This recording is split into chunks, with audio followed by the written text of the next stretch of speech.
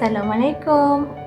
Hari ini Nura nak kongsi tajuk best iaitu air minuman mujarab bagi pesakit kencing manis.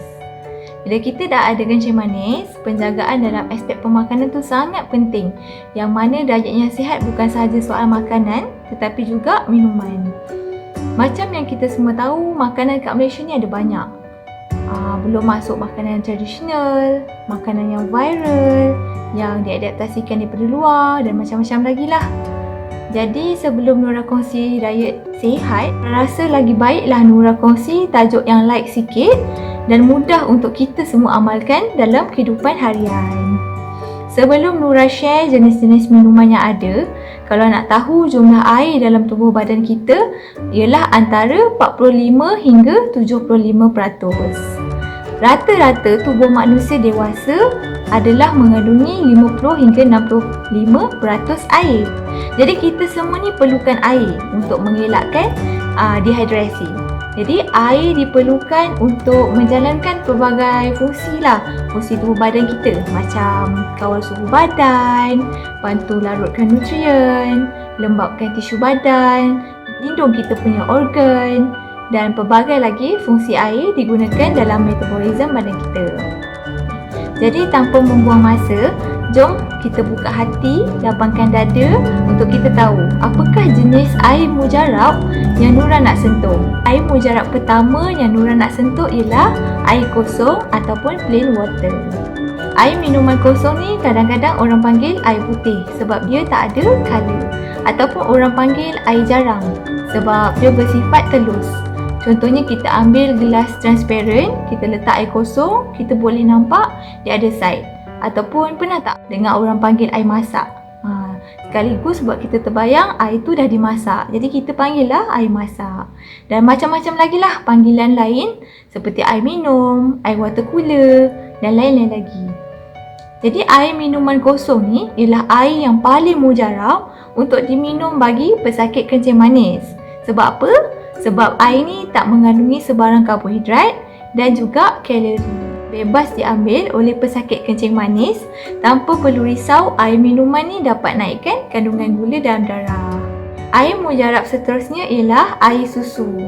Susu ialah antara minuman yang special. Kenapa Nura cakap special?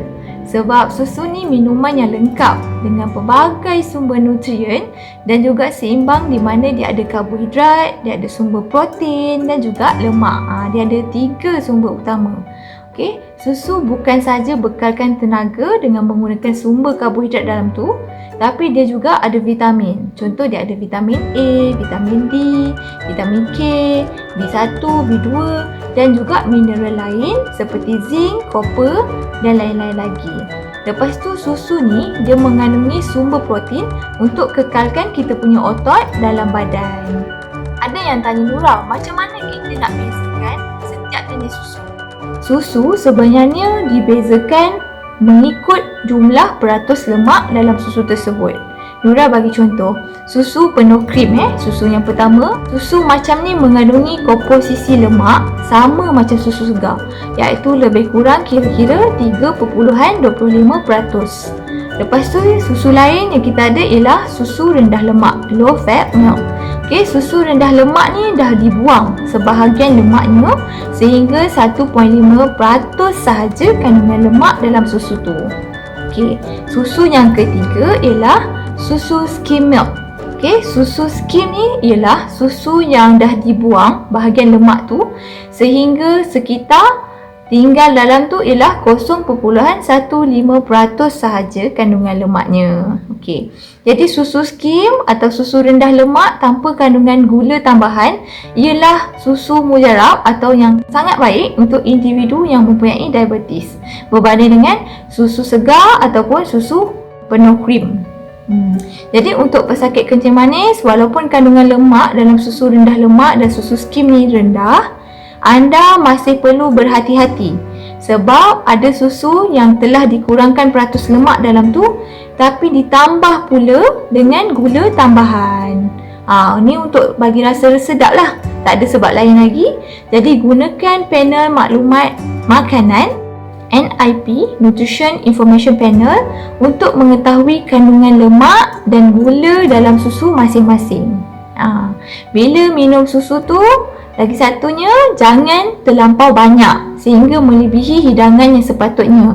Kerana kena ingat balik, susu tadi Nura cakap mengandungi karbohidrat, dia boleh naikkan gula dan juga dia mengandungi kalori.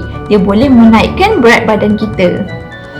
Jadi bagi kategori susu bukan tensu, contohnya macam susu badam, susu soya, susu beras dan lain-lain, biasanya digunakan untuk orang yang alergik kepada susu atau lactose intolerance.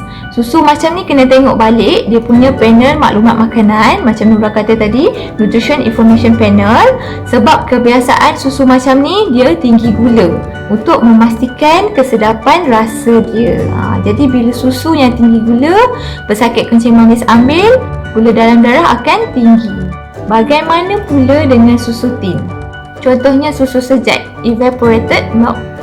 Susu sejat ni ialah susu asli yang dipanaskan supaya kandungan air dia tersejat. So susu yang dihasilkan tu menjadi lebih padat dan mengandungi 8% jumlah lemak. Susu tin lagi satu ialah susu pekat manis, sweetened condensed milk. Susu ni ditambah gula, dipanaskan sehingga menjadi pekat dan dia terkaramel. Susu ni ialah susu yang paling champion dekat Malaysia ni. Orang Malaysia ramai guna dalam teh tarik, kopi, semua benda nak letak sampai ada yang kena potong kaki. Seterusnya ialah susu formula. Susu formula ni biasanya susu yang diformulasikan ikut komposisi tertentu, ikut keperluan formulasi kanak-kanak ataupun orang dewasa. Tapi kat sini kita fokus kepada orang dewasa lah. Disease specific formula ialah susu yang ditarget kepada pesakit kencing manis dan dijual di farmasi tempatan. Pastikan susu formula khas untuk diabetik yang anda ambil mempunyai jumlah karbohidrat yang rendah dan digantikan dengan asid lemak mono tak tepu atau dalam English kita panggil monounsaturated fatty acid, MUFA. Susu khas diabetik formula macam ni dikaitkan dengan peningkatan glukos selepas makan yang lebih rendah. Jadi kalau kita nak consider susu, apa-apa susu formula, pastikan karbohidrat dalam tu rendah dan digantikan dengan monounsaturated fatty acid. Macam mana pula dengan orang yang suka sangat-sangat letak krema dalam minuman? Krema ni diperbuat daripada lemak sayuran, air, gula, pemanis, emulsifier dan juga berstabil. Ada sesetengah krema yang dicampur dengan pepejal dan lemak susu. Krema seperti ni memberi kesan yang tidak baik kepada kesihatan. Jadi Nura nak ajak kita sama-sama yang suka sangat minum menggunakan krema ni untuk tukar kepada gaya hidup yang lebih sihat dengan menggantikan krema tersebut dengan susu skim milk atau susu rendah lemak. Pun sedap juga. Air mujarab yang ketiga yang Nura nak kongsi ialah air jus buah-buahan. Buah-buahan segar mempunyai sumber serat yang baik untuk tubuh badan kita. Rasanya semua orang tahu pasal tu. Jadi Nura sarankan anda makan buah macam tu je berbanding kita buat buah tu jadi jus. Sebab bila kita makan buah tu terus, kita sebenarnya dapat kesemua serat yang ada dalam buah tu. Serat yang ada dalam buah tu akan ikat gula semula jadi dan berikan masa yang lebih lama untuk gula tu diserap ke dalam saluran darah. Berbanding dengan kita buat jus, badan kita akan serap gula semula jadi tu dengan cepat. Untuk membincangkan topik jus buah, suka untuk Nura kategorikan jus buah kepada dua jenis, iaitu jus buah segar dan jus buah komersial. Jus buah segar ni contohnya bila Nura ada oren, Nura kupas, potong, blend sampai dia jadi jus. Jadi jus buah ni boleh jadi macam-macam jenis lah. Selain oren, mungkin apple, anggur dan lain-lain lagi. Disebabkan jus buah ni gula dia diserap dengan cepat berbanding makan buah macam tu saja, jus buah sebenarnya boleh diminum pada waktu yang sesuai, iaitu sebelum memulakan aktiviti senaman. Aktiviti fizikal ni dapat mengimbangi kadar gula yang ada dalam badan. Jadi siapa yang nak minum jus buah, Nura galakkan untuk minum sebelum membuat aktiviti fizikal. Suka juga untuk Nura ingatkan, boleh minum jus buah buat sendiri dengan dua syarat utama, iaitu syarat yang pertama ialah kita tak boleh buat jus buah tu guna buah yang berlebihan. Cukup ikut sukatan yang mana kita boleh makan. Okay, contoh, sebiji oren atau sebiji apple. Pilih salah satu. Lepas tu tambah air, jadikan jus. Bukanlah 2 hingga 3 biji buah oren, campur pula dengan apple, campur pula dengan pelam ke apa ke, jadi satu cawan jus buah itu salah. Syarat yang kedua ialah kita tak letak sebarang jenis gula dalam jus buah tersebut. Macam gula pasir ke, gula batu, gula perang, jangan letak ya. Dan kita boleh minum jus buah sendiri. Nura sarankan minum jus buah sebelum buat aktiviti fizikal. Kalau tak nak buat aktiviti fizikal, makanlah buah semula jadi begitu saja. Tapi macam mana pula dengan jus komersial? Jus komersial ni macam yang kita nampak jual kat pasar raya itulah. Biasanya diperbuat daripada pulpa atau concentrate. Dia dah siap packing dalam tetra pack atau botol. Ada juga jus seperti ni ditambah kandungan gulanya atau ditambah gula tiruan, pewarna, perasa tiruan serta bahan tahan rosak dan dihasilkan menggunakan proses pasteurization. Kandungan sodium bagi jus komersial biasanya adalah lebih tinggi. Kebanyakan nutrien-nutrien penting seperti potasium, fosforus, magnesium dalam jus komersial lebih rendah. Mungkin disebabkan proses-proses penghilangan yang dilakukan sewaktu penghasilan jus buah-buahan. Jadi untuk mengelakkan kesan buruk gula dalam badan, kita kena pastikan dekat packaging jus tu dia ada claim no sugar added, yang bermaksud tak ada gula tambahan yang diletakkan dalam tu. Dalam tu hanyalah gula semula jadi daripada pulpa ataupun concentrate daripada buah-buahan segar. Tetapi, kebanyakan daripada jus komersial mengandungi jumlah sukrus yang lebih tinggi sebanyak 3 hingga 112 gram per liter berbanding jus asli yang dihasilkan di rumah. Sebelum Nura terlupa, jus buah-buahan komersial ni tak sama tau dengan minuman buah-buahan. Minuman buah-buahan mestilah mengandungi sekurang-kurangnya 5% jus buah sahaja dan selebihnya ialah air dan gula. Manakala jus buah-buahan mestilah lepas syarat sekurang-kurang 35% konsentrate buah. Jadi nak bezakan senang je. Minuman buah-buahan ni macam air kotak lah. Kita dapat kat kerja kahwin, event-event, fashion-fashion, hari sukan nikah ke. Dia tahan lama sebab dia ada 5% saja jus konsentrate buah dalam tu. Tapi kalau jus buah-buahan ni biasanya dia letakkan dalam peti sejuk waktu nak jual tu. Tarikh luput dia pun lebih singkat berbanding dengan air minuman buah-buahan. Jelas tak? Jus buah-buahan dan minuman buah-buahan lain, berbeza Bukan apa, risau sebab rakyat Malaysia ni suka sebenarnya minum jus buah-buahan. Untuk pengetahuan semua, jus buah ni ialah air ketiga terbanyak diminum oleh rakyat Malaysia. Diketuai oleh pertama air kopi dan yang kedua ialah air teh.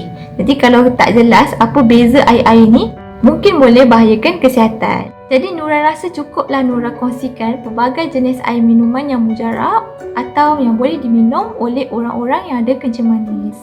Seperti mana makanan, minuman ni memberi kesan juga terhadap berat badan dan tahap kandungan gula dalam darah.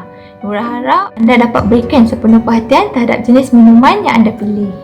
Kebanyakan orang yang ada kencing manis gagal menjaga gula dalam darah disebabkan masih mengambil minuman bergula. Contohnya, ada yang mengadu, saya dah kurangkan nasi, dah jaga sukatan makan. Tapi kenapa gula dalam darah tak turun-turun? Bila kita selidik, rupanya masih ambil teh dengan susu pekat manis. Masih ambil Milo, Vicco, minuman bermanta dan lain-lain lagi. Bila tanya, rupanya waktu weekend teringin nak minum minuman manis macam Coolbrox, Starbucks, Tea Life dan lain-lain. Kau boleh elakkan je. Kesimpulannya, air mujarab yang pertama ialah minuman yang mengandungi kalori yang rendah atau tiada kalori sangat-sangat disarankan untuk diminum bagi orang yang ada kencing manis. Air mujarab yang kedua ialah susu rendah lemak dan tiada gula tambahan, boleh diminum oleh pesakit kencing manis tidak melebihi jumlah hidangan yang sepatutnya. Pemilihan susu formula untuk pesakit kencing manis juga boleh dipertimbangkan. Air mujarab yang ketiga ialah jika teringin nak buat jus buah, kisarlah sendiri buah tu, elakkan membuang terlalu banyak serat dan jangan tambah apa-apa gula di dalam jus buah tersebut. Makan buah segar mengikut hidangan yang sepatutnya, itu lagi bagus. Untuk anda yang ada soalan yang berlega-lega di kepala tapi tak tahu nak tanya siapa atau ada cadangan tajuk-tajuk lain yang nak Nura kongsi, boleh tuliskan di ruangan komen di bawah. Jika anda rasa video ini bermanfaat, jangan lupa like, subscribe dan share Nurati Channel. #Dietitian Kongsi.